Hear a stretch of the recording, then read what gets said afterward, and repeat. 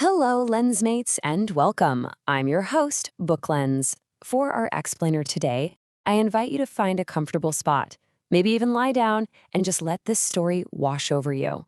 We're about to take a journey deep into a mystical forest, a place where the lines between myth, humanity, and the natural world, well, they just seem to dissolve. So let's just start with the numbers because they're pretty staggering.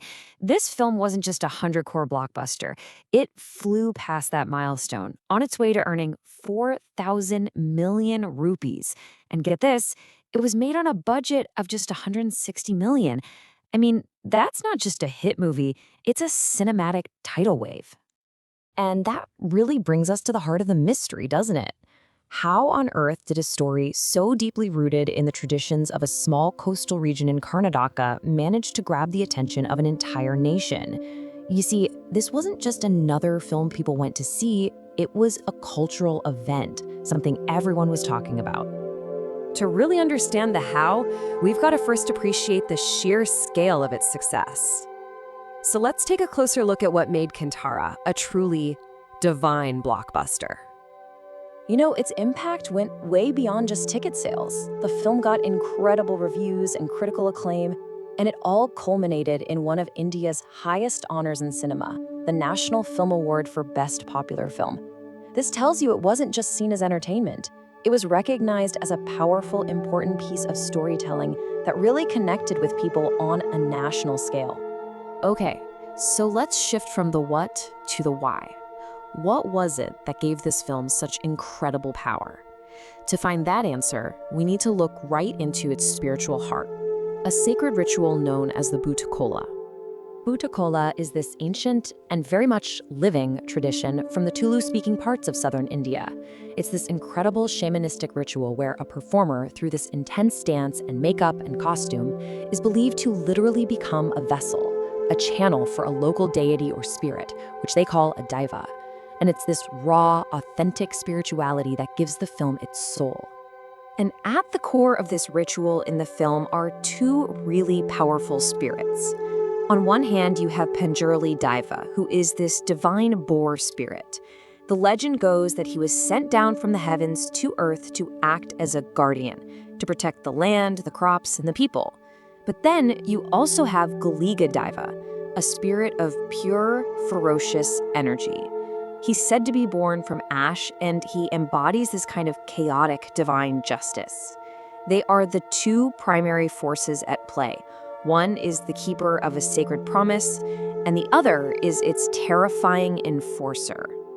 Now, this deep folklore isn't just some interesting background detail. It is the very engine of the film's story, and it sets up this powerful three-way conflict between man, God, and the forest. The story itself stretches across generations. It all starts way back in 1847. A king, who's desperate for peace of mind, makes a sacred deal with the Panjurali Deva. He gives the forest land to the local people forever. That covenant is the foundation of everything.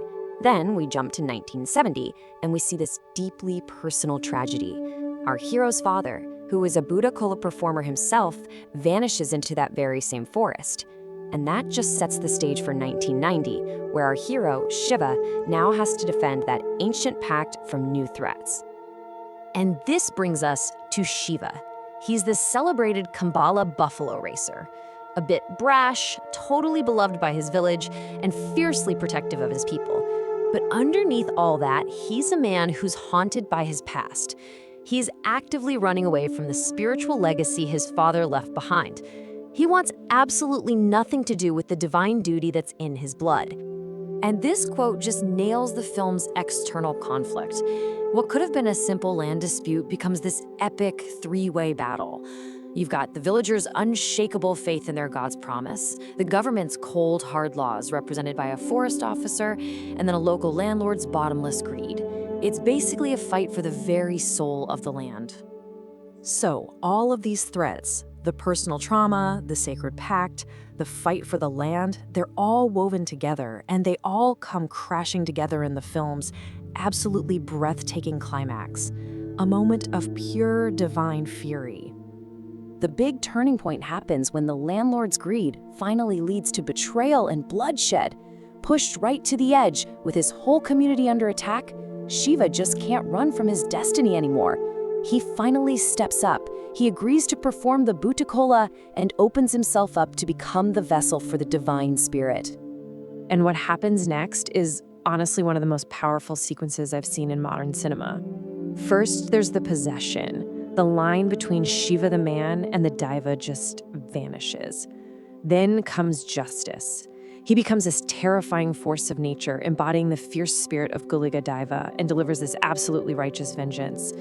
And then finally, after the battle is won, transcendence. He simply turns and walks into the forest, disappearing just like his father did, his human life now given over completely to his divine duty. So this is the really crucial part. The climax embodies a core Hindu concept, Daiva Manusha Rupena, which means God in human form. Shiva becomes an avatar, right? A physical incarnation of a divine spirit, whose whole purpose is to come down to earth to destroy wickedness and restore what they call dharma, or righteousness. That ending left audiences just completely stunned, and its effects rippled out far beyond the movie theater. So let's just zoom out one last time and look at the lasting impact that Kantara has had. The legacy of Kantara is it's profound. It brought these Disiya or local folk traditions roaring back into mainstream conversation. It's so masterfully blended myth with gritty realism, and it proved that these local, deeply authentic stories can have massive universal appeal. For so many people, it was a truly transcendent experience at the cinema, which is incredibly rare. And maybe most importantly, it championed a totally new idea, that business should serve culture, not the other way around. And really, if there's one big takeaway from Kantara's unbelievable journey, it's this: authenticity is a superpower. The film proved, against all expectations, that the more specific and regional and culturally rooted a story is, the more powerfully it can connect with people absolutely everywhere. So I'll leave you with a final thought to mull over. The film was so immersive, so real in its depiction of genuine belief, that it blurred the lines for everyone watching. And it makes you wonder, in a culture where gods are believed to walk among us, where does a myth truly end? And where does our lived reality actually begin? Thank you for listening.